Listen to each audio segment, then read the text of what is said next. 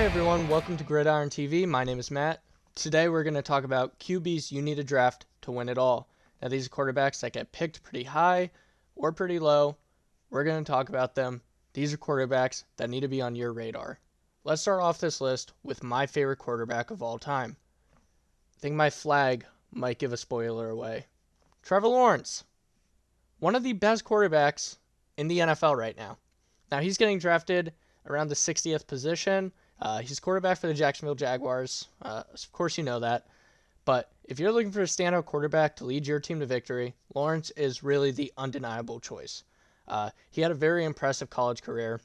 If you didn't follow him in college, he was a Clemson quarterback, and after 3 years, he threw for over 10,000 yards and had 90 recorded touchdowns in 3 seasons. His college success indicated that he was going to be a great player at the NFL level, and he really has proven that so far. He's had very consistent passing numbers so far. He had a 66.3% completion rate, threw for 4,113 yards. He really demonstrated that he can move the ball efficiently and keep drives alive. Lawrence also possesses dual threat abilities. Besides his arm talent, Lawrence is no slouch on his feet. He's showcased his mobility in college, and it really has carried over to the NFL. I believe he had 5 rushing touchdowns in his rookie season. You know, his ability to gain yards on the ground really just adds an extra dimension to his fantasy value and the Jaguars' offense in general. Now, if you're playing Dynasty, Lawrence is going to be drafted higher than 60, especially if you're in 2 quarterback. But wherever he's being drafted at, he is worth it because he's behind Justin Herbert and I believe Justin Fields, and I believe Trevor Lawrence has more value than those 2 players. And even then, the tier drop off after Lawrence, I don't really like those quarterbacks as much. That's Deshaun Watson, Tua Tagovailoa. Lawrence is great value at where he's being drafted at right now. I don't think he's ever going to put up like QB1 season necessarily, you know, the number 1 quarterback, I should say. But he's going to be a top 10 quarterback for the next 10 years at least. He's surrounded in a very good offense that features Travis Etienne, Zay Jones, Calvin Ridley, Christian Kirk, Tank Bigsby, Brenton Strange, Evan Ingram. Very, very good offense. And the mastermind behind it all, Doug Peterson, is no slouch of a coach himself. Trevor Lawrence just brings a lot of upside and potential, and you should really look to him to lead your... Up next, we have Daniel Jones. Now, he's being drafted at the 117 mark, and he's a quarterback for the New York Giants. The 117 mark for Daniel Jones is very low for him. Or should I say very high? Whatever, you get my point. I think he should be going at like 80 to 90 range. I talked about him in my last video. My last video was 7 players that you shouldn't sleep on, something like that. So if you want to hear more about Daniel Jones and why you should draft him, go check out that video because I don't want to bore you guys too much. But I'll get into the basic parts about him. First, like I said, with Trevor Lawrence, he's a dual threat quarterback. He can run. If you don't know, running quarterbacks in fantasy football provide a lot of value because not only are they quarterbacks, but they're also kind of running backs. And Trevor Lawrence isn't necessarily in that category, but Daniel Jones is for sure. He is capable of making plays with his arm and his legs. He rushed for over 800 yards and 4 touchdowns in his first 2 seasons. We know he has big play potential, but not only that, his passing numbers have dramatically improved every year, going from 62% completion percentage to 67%. He's increased his yards thrown from his rookie year. He really has gotten better with not throwing as many interceptions.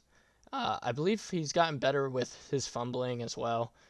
And he's just surrounded with a good offense. So don't forget about Daniel Jones when you're drafting because he provides a lot of sneaky value. If you look at the picture in the middle of the screen, he finished 2022 as QB9. QB9. He was not being drafted as a QB9. He's not being drafted as QB9 right now. So you could get him super late and get a very good quarterback. QB9 is a very good starting quarterback. Now, you're not drafting him to be your starting quarterback, but he is definitely the best backup you could probably have. Maybe Geno Smith is the other one. And speaking of Geno Smith. Now, he's being drafted at the 122 mark, which is right after Daniel Jones. Now, he provides similar to Daniel Jones, just I think a little bit less rushing potential, but he was signed to a bag with Seattle. And like Daniel Jones and Trevor Lawrence, his offense is filled with weapons. It is like Russia's nuclear weapon surplus, filled with weapon after weapon after weapon. You have Zach Charbonnet, Kenneth Walker, Tyler Lockett, DK Metcalf, Jackson Smith. I don't need to keep going. You get it. He also has Pete Carroll as the mastermind behind it all. Now, the one thing that has been common in this video so far is great offensive weapons, great coach. Doug Peterson, Brian Dable, and wow, I can't believe I'm blanking on Carroll, Pete Carroll. Those are what I think are the big factors to a quarterback's success. Now, if you look here, you can see Geno Smith outperformed Dak Prescott.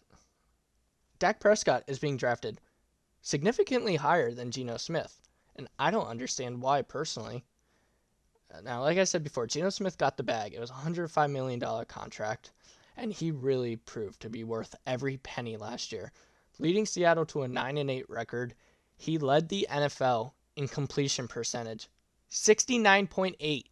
He was 0.2% away from a 70% completion percentage, 4,282 yards and 30 touchdowns, and only 11 interceptions. Not bad at all.